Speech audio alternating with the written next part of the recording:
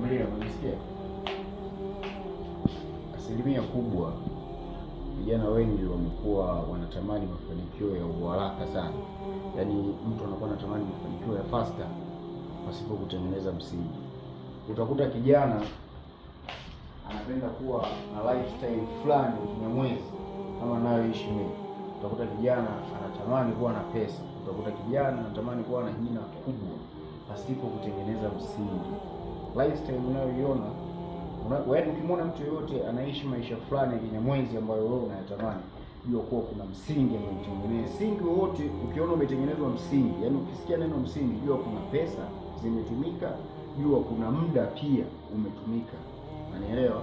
Yani jasho jingi sana umemwaga kutengeneza huo msingi ambao wewe unaona sasa hivi.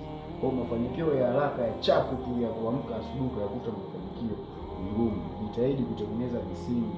Msingi ndio utakufanya uishi maisha ambayo unataka. Msingi ndio utakufanya uishi maisha ambayo unaona sisi tunaishi. Sio kama unaelewa?